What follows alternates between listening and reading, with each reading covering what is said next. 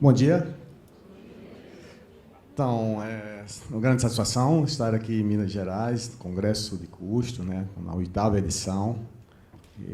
Nós que estamos nesse caminho da contabilidade de custo já há um certo tempo no Brasil, ficamos muito felizes em vermos uma plateia com mais de 500 participantes.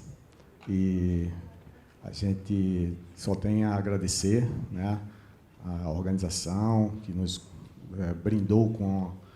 está nos brindando com essa excelente administração do Congresso. As meninas aqui, eu quero tirar o chapéu para elas, a Vanessa e a Paula, porque mais de um ano trabalhando aí para que esse congresso aconteça. Como vocês sabem, é um congresso independente. Nós da ABCP, junto com o GEFIM, junto com alguns colegas e vocês aqui estamos fazendo, nós não temos praticamente nenhuma verba outra que não seja alguns patrocinadores, poucos, e a inscrição de vocês, uma inscrição bastante aquém do valor de mercado.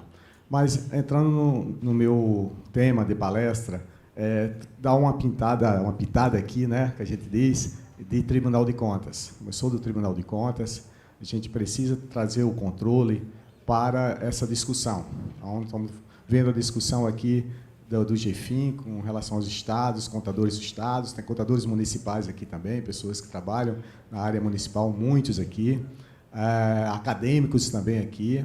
Então, o Tribunal de Contas, ele precisa estar, os tribunais de contas, né, eles precisam estar dentro desse contexto, nesse cenário. Parece, às vezes, que os tribunais estão fora, e, por incrível que pareça, os tribunais de contas são quem estão mais próximos dos jurisdicionados, ou seja, das prefeituras, são aqueles que deveriam estar nesse processo como um dos atores principais. Então, às vezes, a gente acha e vê a discussão com os tribunais de contas um pouco longe, por culpa dos próprios tribunais de contas. Eu acho que tem muitos tribunais de contas que se deixam distanciar, e também nós mesmos, né, quando estamos fazendo as discussões, não adentrarmos nos aspectos que os tribunais de contas poderiam ser chamados para fazer estar nessa discussão. Tá? Então, nesse sentido, pessoal, eu vou trazer um pouco da experiência do Tribunal de Contas de Pernambuco. Vou ser um pouco mais rápido aqui para tentar deixar um espaço para perguntas, né, e para o debate, que é muito importante. No caso do Tribunal de Contas de Pernambuco, nós temos trabalhado bastante no sentido de termos uma contabilidade mais convergente com as normas brasileiras de contabilidade, com o MCASP, e estamos buscando agora a qualidade da informação, como muitos de vocês aqui já falaram. É importante que a informação que chega aos tribunais de contas, elas que vão também para esse TN, para as estatísticas do país, elas tenham qualidade. Porque se essas informações elas estão sendo lançadas nos sistemas, como o SICONF, por exemplo, que tem sido utilizado na pesquisa, que tem sido utilizado pela própria STN nas suas estatísticas, como falou aqui o representante da STN no primeiro dia, se essa informação ela não chega com qualidade, obviamente que as estatísticas vão sair enviesadas, ou seja, nós vamos estar mostrando uma realidade fictícia, uma realidade que não existe, ou uma realidade longe, né, daquilo que efetivamente está acontecendo lá na ponta. Tá? Então, os tribunais de contas, eles garimpam essas informações, eles precisam auditar essas informações para que elas cheguem nos portais de transparência, que elas cheguem no SICONF com a melhor qualidade possível. Se não for feito isso, obviamente que nós vamos ter informações não confiáveis. O representante do board aqui e o colega da Espanha, que está aqui hoje, né, juntamente com a Antoni Neto, nos falou que, na Espanha, a experiência deles, né, é de que todas as prestações de contas, todas as informações contábeis são auditadas por um conselho independente, ele faz parte desse conselho, sejam estatais, sejam prefeituras lá na Espanha, sejam entes governamentais, qualquer que seja, tem que haver uma auditoria antes mesmo de enviar a prestação de contas para o Tribunal de Contas, para validar aquelas informações que estão sendo enviadas. Então, hoje, nós não temos essa validação. As informações estão sendo lançadas nos sistemas, mesmo com matriz de saldo contábil, porque matriz de saldo contábil é mais consistência do que qualidade de informação, né?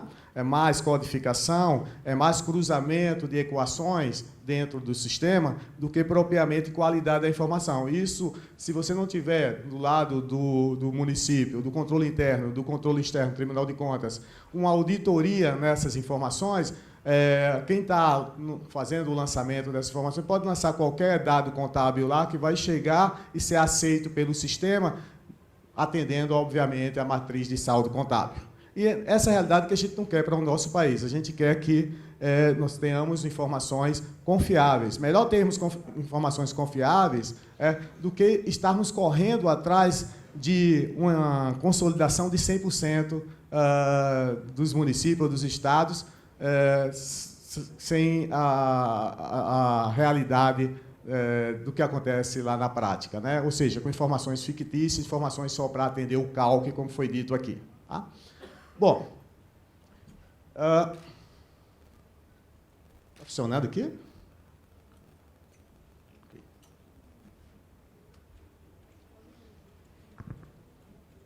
Só um minuto.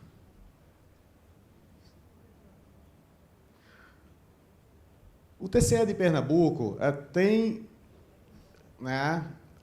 adotado algumas medidas para a auditoria contábil a partir de pesquisas acadêmicas. Tá? Ou seja, nós temos, na FUCAP, por exemplo, onde faço parte como mestre, algumas pesquisas e dissertações que estão nos dando alguns diagnósticos importantes para que a gente possa tomar algumas medidas no âmbito do controle externo e melhorarmos a transparência, melhorarmos as evidenciações das informações. Então, nesse sentido, na apresentação que eu vou fazer aqui para vocês, eu vou trazer algumas pesquisas acadêmicas que ajudaram o controle externo no processo de melhorar a auditoria contábil do controle externo. Ok. Bom, antes de qualquer coisa, esse slide eu gosto sempre de passar, porque a gente não pode esquecer que nós estamos num momento de eleição, né? Nós estamos num momento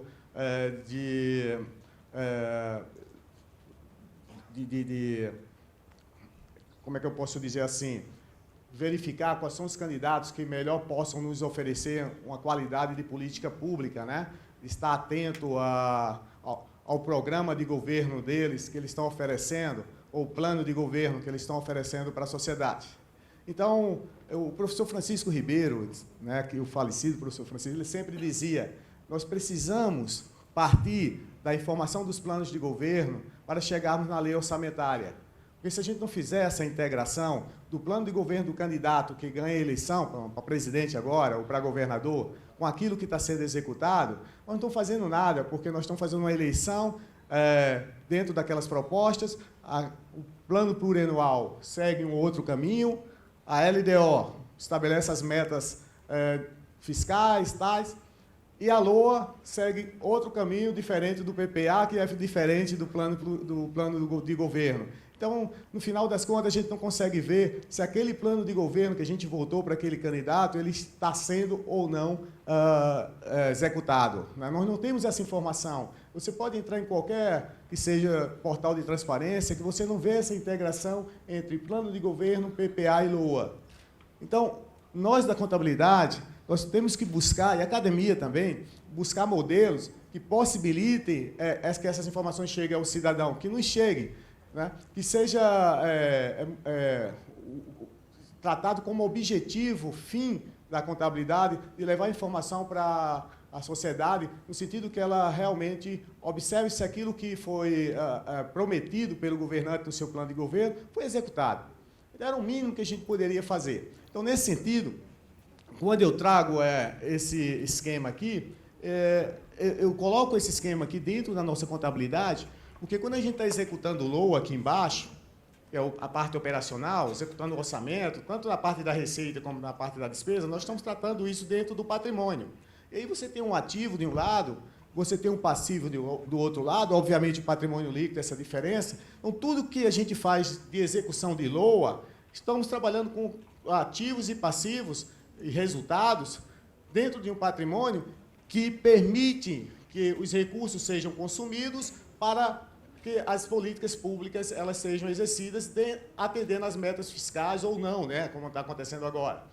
Bom, no fim das contas, o que nós estamos executando aqui operacionalmente dentro do nosso patrimônio público é para atender lá o que o governante prometeu, para que as políticas públicas sejam cada vez mais melhoradas e atendam às demandas da sociedade. Então, tem que haver essa integração e a contabilidade é a responsável por estar fazendo esses registros aqui embaixo de forma a integrar com os outros planos de planejamento orçamentários e de governo que estão lá em cima. Nós não podemos esquecer dessa integração. Nós tínhamos uma norma, né, professor Nelson, que era, se eu não me engano, a NBCT 16.4, que tratava, NBCT 16.3, não a .4, que tratava exatamente sobre planejamento, sobre o enfoque contábil, que foi revogada pelo Conselho Federal, infelizmente foi revogada pelo Conselho Federal de Contabilidade, que dava essa ideia, que era lá do professor Francisco Ribeiro, lá nas nossas reuniões, que estabelecia isso. A gente não pode esquecer que a contabilidade ela tem que registrar o plano de governo, sob a perspectiva, obviamente, de PPA e LDO, e mostrar para a sociedade, para o controle social, instrumentalizar o controle social do que aquele governo prometeu em relação ao que está sendo feito. E nós não temos feito isso. Então, nesse sentido, a gente tem aqui... Também, né, eu esqueci de falar aqui, a gente tem aqui no resultado patrimonial, que faz parte do patrimônio líquido, uma VPA menos uma VPD, e essa VPD aqui nasce o custo. Então, veja a colaboração que a gente faz aqui, todo esse processo que acontece aqui, ele está dando condição da gente evidenciar as parametrizações da LDO exigidas, assim como o PPA, assim como o plano de governo. Então, o que acontece aqui embaixo, inclusive, quando a gente está tratando de custo, a gente tem aqui uma informação muito importante, que é a VPD, por competência, que se transforma em custo. Então, todo esse processo é importante para que a gente tenha noção ou ciência da nossa missão como contador da área pública para a sociedade.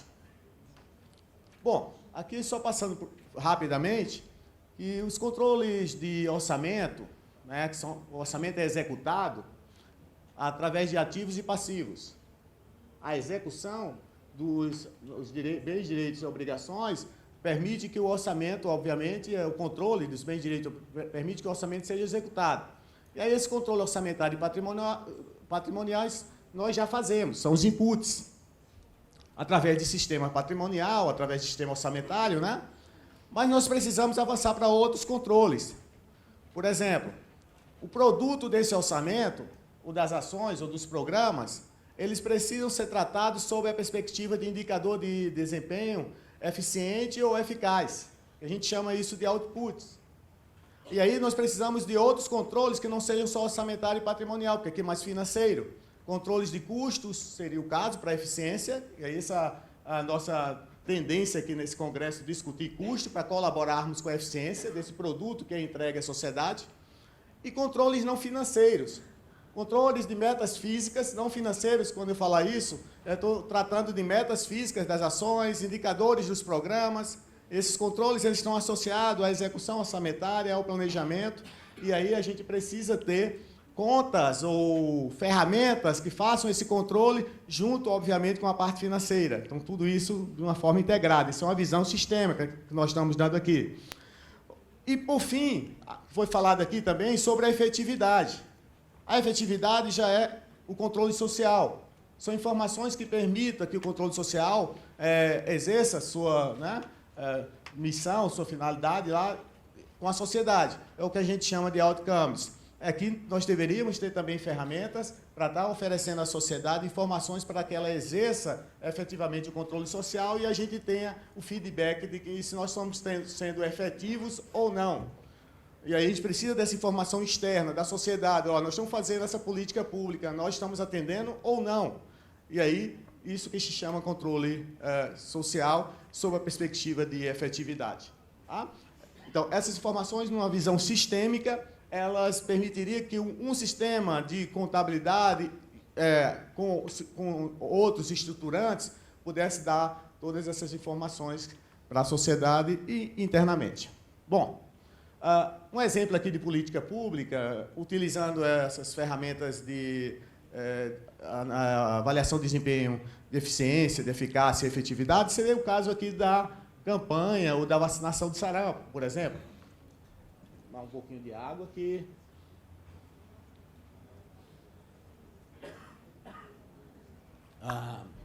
Por exemplo, pessoal, no momento nós estamos fazendo uma campanha de vacinação do sarampo. Nós estamos tendo casos de sarampo no nosso país. O que seria o input? Os recursos, os insumos necessários para se utilizar nessa vacinação. As vacinas, as próprias vacinas, e os serviços, pessoal, estrutura física necessária, né? O que seria os outputs? A própria aplicação da vacina, pelo setor público naquele momento, neste momento. O que seria os outcomes? A partir dos inputs, a partir da aplicação. O outcome seria o resultado, a redução da incidência do sarampo após a vacinação. Então, esses conceitos estão na literatura e aplicáveis à política pública. Vamos trazê-los para indicadores de desempenho. Quando a gente está trabalhando com os inputs, com os insumos, a gente trabalha com eficiência. E eficiência tem tudo a ver com custos, porque nós estamos aqui trabalhando o número de vacina aplicada versus custo do serviço. E se esse custo é compatível com o valor de mercado, ou valor justo, ou não. A uma determinada qualidade, obviamente. A eficácia seria se houve o alcance da meta, ou seja, vacinou todas as crianças daquela idade, ou todos os idosos, o objetivo foi alcançado. Faltou vacina, não vacinou, então não foi eficaz. Então, isso tem que ser medido. E a efetividade, dentro do outcome, seria a própria redução da doença, ou da mortalidade pelo sarampo. Então, não basta ser eficiente, você precisa ser eficaz e efetivo. Então, tudo isso aqui está conjugado, está integrado, senão não é política pública. Você fica só na parte de eficiência, só parte de custo, o custo contribui. O custo contribui. Nós, para chegarmos à eficácia e efetividade, tem que ter um custo antes. Então, nossa contribuição está no custo, na eficiência. Nós precisamos de indicadores de eficácia e efetividade que talvez não perpassem pela nossa área, perpassem por outras áreas como saúde, educação, etc. E isso tem que se integrar à contabilidade. Nós não podemos ficar lá isolados, trabalhando só com eficiência, só com custo. Nós precisamos fazer a integração, ok? Bom, então a política pública é o nosso cenário aqui, e eu tenho uma pergunta. O que minimamente nós da contabilidade, de custos, né, ou do orçamentário, patrimonial, poderíamos fazer para contribuirmos com o processo de gestão das políticas públicas? Atualmente, o que a gente poderia fazer? Então, tem uma pesquisa aqui de um colega nosso, Daniel de Jesus Pereira, não está aqui, ele é da Bahia, baiano, né? Ele fez a sua dissertação lá na FUCAP, conosco, e ele trabalhou uma proposta de estrutura mínima de plano plurianual para municípios, no caso, foi pernambucano, mas, no caso, ele estendeu, a gente, no primeiro momento, trabalhou com Pernambuco, depois estendeu para todo o Brasil. No caso, a gente trabalhou com os estados e as capitais. Na dissertação dele, qual foi o diagnóstico que ele encontrou? Um dos principais diagnósticos, um dos principais problemas, é que nos PPAs há uma ausência de indicação de metas físicas das ações e indicadores dos programas. Não existe na maioria dos PPAs, plano de governo, indicador de metas físicas das ações e indicadores de programas. Exemplo, aqui, essa planilha aqui. Quando a gente tem um programa que está lá no PPA, como Criança na Escola, nós deveríamos ter, nessa tabela aqui, que está no trabalho dele, um indicador. No caso aqui, por exemplo, foi colocado o indicador, a nota do IDEB, indicador lá do MEC. A nota do IBEG, nota atual de referência, 2,5. Está faltando aqui uma parte aqui da planilha, mas qual seria a nota prometida, ou a nota que você quer chegar, a nota desejada? Então, a partir de 2,5 hoje, daqui a 3 anos eu quero estar com a nota 3, nota 4. Então, está lógico ali, eu estou vendo que o programa tem um indicador. O programa é Criança na Escola, ensino fundamental. Então, isso aqui como deveria ser? Você ter um indicador do programa, nas ações, você ter as metas físicas aqui, por exemplo, para realizar esse programa, eu preciso de ampliar a rede física do ensino fundamental. Escola construída, 10 escolas, a meta física está aqui prevista. né? Eu preciso de transporte escolar para transportar 4.000 alunos. Está aqui a meta física, merenda escolar também, etc. Pelo menos isso. Para quê? Para que a gente comece a monitorar a execução desses indicadores que não são financeiros. São indicadores de programa, de desempenho do programa, e indicadores físicos em relação à quantidade de produtos que eu vou gerar para a sociedade em prol daquele programa. Tá? Bom, em cima disso, ele fez a pesquisa em capitais, deixa eu olhar aqui. Belo Horizonte, por acaso, não é por acaso, né? Não é por acaso que ela está aqui, teve uma aderência de quase 90%, ou mais de 90%, em relação àquela planilha. Ou seja, na pesquisa dele, ele constatou que as cidades de Belo Horizonte e São Paulo, por exemplo, elas estão aderentes àquele plano plurianual básico mínimo que deveria ser e deve ser aprovado e executado lá para atender minimamente as políticas públicas. No entanto, nós temos municípios aqui, capitais, estamos falando de capitais. Nós temos capitais aqui que chegaram, por exemplo, a 30% daquilo que deveria estar no PPA, naquela planilha para todos os programas. Então, existe muita deficiência, principalmente nos municípios menores. Os PPAs, eles não são elaborados como deveria ser, ou seja, minimamente como deveria ser. Isso faz com que o planejamento estratégico seja muito ruim. Então, como eu vou acompanhar aquele plano de governo, PPA e execução do programado, se o próprio PPA já não traz os indicadores necessários para aquela execução? A política pública, obviamente, ela não vai ser boa. Vai ser mais dificultoso você trabalhar com o acompanhamento daquela política pública se você não tem referências. Ok? Então, o que o Tribunal de Contas fez a partir dessa pesquisa?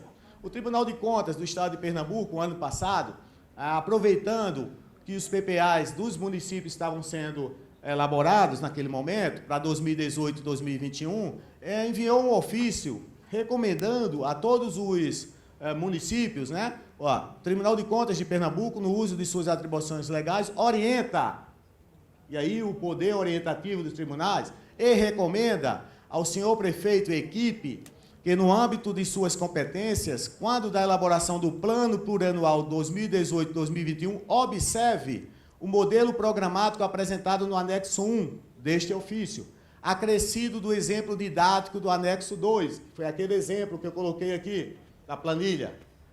Então, nós chegamos lá para o Conselho e dizemos, os PPAs que estão sendo elaborados são meramente peças fictícias. Como o Tribunal de Contas vai estar acompanhando, ou a sociedade vai acompanhando política pública estabelecida PPA, que deveria ser um espelho do plano de governo, se são peças que não têm metafísica, que não têm programa, que não têm objetivo, né?